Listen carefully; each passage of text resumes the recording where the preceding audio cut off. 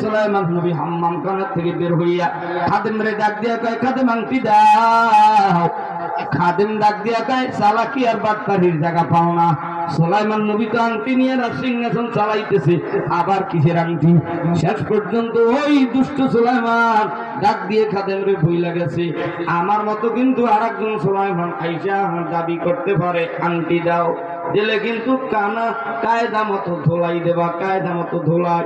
শেষ পর্যন্ত কানতে কানতে সেই জাল্লার বাইয়া চিঠি দিচ্ছে, সেই জাল্লার বাড়ি 1 দিরহামে সুলাইমান নবী কাজ করে জেলেওয়ালার সাথে মাছ ধরে।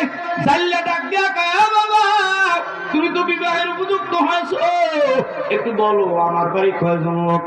চাচা যান, আপনি আর আপনার বিবি আর আমি, এই 3 জন। কয় না না, আমার বাড়ি একটা মেয়ে আছে, যেই মেয়েটা সুন্দরী, দিনদারি, আমানতদারি, জাল্লা বংশ আমরা। তুমিও বিবাহ করতে চাও, তোমার বিবাহের বয়স হয়েছে বাবা, তুমি যদি রাজি হও আমার মেয়েটা তোমার কাছে দিতে চাই। শেষ পর্যন্ত সুলাইমান রাজি হয়, বিবাহ সাদী বন্ধন কমপ্লিট হয়ে যায়। ওদিকে সুলাইমান নকলজি তারে পাবলিক ধোলাই দেয়, ধাওয়া দেয়, দুর্ভিক্ষ লাইগে যায়, এই জন্য ধাওয়া দেয়।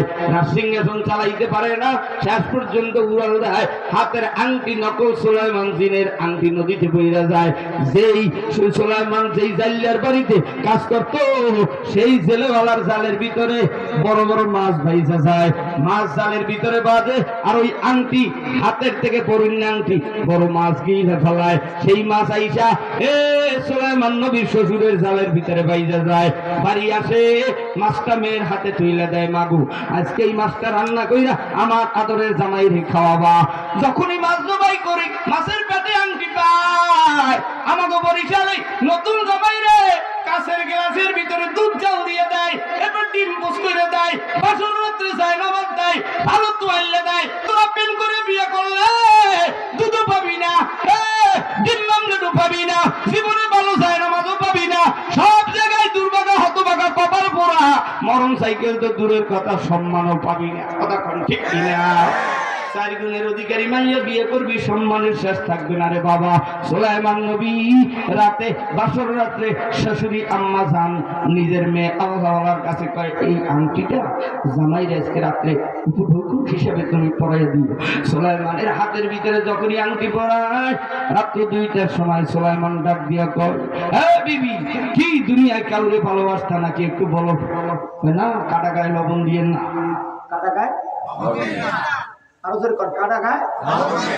যারা প্রেম করিয়াছে কাকাইছ বন্ধুরা একটু টুকটা দিলি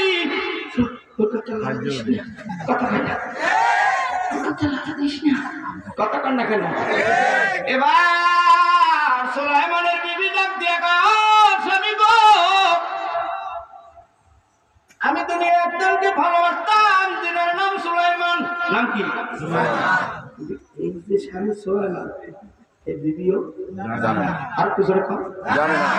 শেষ পর্যন্ত আংটি পরায় দেশে ফিট করে চিল্লায়।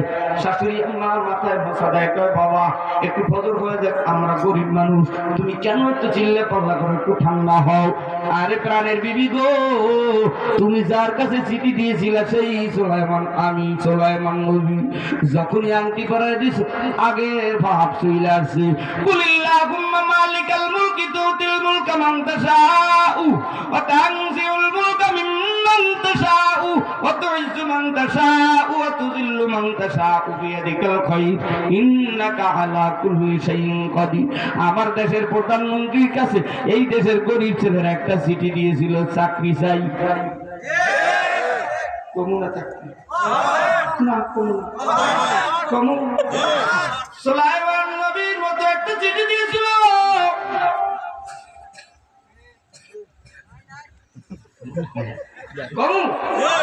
শেষ পর্যন্ত বাজানেরা যুবক,